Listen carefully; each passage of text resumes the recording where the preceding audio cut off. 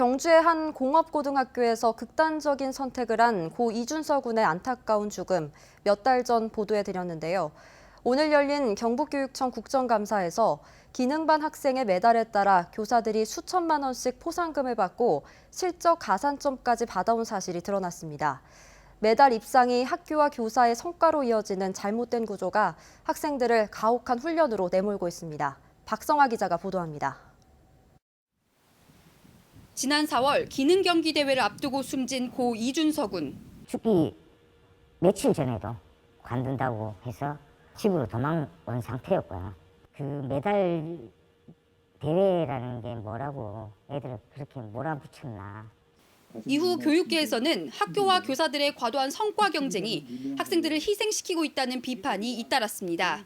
기능대회는 메달 경쟁에 아이들을 내모는 대회일 뿐입니다. 따라서 교육과 전혀 무관합니다. 단순하게 기능을 연마하는 것은 교육이 아닙니다. 이번 경북교육청 국정감사에서도 이 같은 사실이 다시 한번 확인됐습니다. 이 군이 다녔던 경주 A09 기능경기대회 지도교사들의 포상 내역에 따르면 학생이 메달을 받으면 교사에게 상금이 주어졌는데 3년간 받은 돈이 많게는 5천만 원이 넘는 것으로 나타났습니다. 상금뿐만이 아닙니다. 대회 규모에 따라 또 메달 색깔에 따라 0.5점에서 1.5점까지 교사에게 실적 가산점이 부과됐고 표창과 해외 연수, 학교에는 우수기관 표창과 포상금 등의 혜택이 돌아갔습니다. 교사와 학교의 성과로 이어지는 구조로 인해서 아이들이 지나치게 가혹한 훈련에 내몰린 상황입니다. 실제로 경북 지역 기능반 학생들이 대회 준비 기간 동안 훈련한 시간은 하루 평균 9시간 이상, 심지어 A09에서는 하루 11시간 넘게 훈련이 이뤄졌습니다.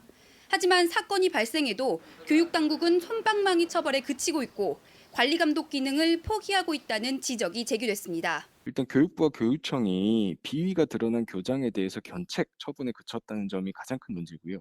그리고 과도한 경쟁 구조를 그대로 유지하고 있다는 점, 이 점이 문제라고 생각합니다. 이탄희 의원은 기능반이 운영되는 전국 250개 학교의 교육 실태를 긴급 점검해야 한다며 학생들의 학습권이 제대로 보장되지 않는다면 기능대회도 전면 폐지해야 한다고 밝혔습니다. MBC 뉴스 박성아입니다.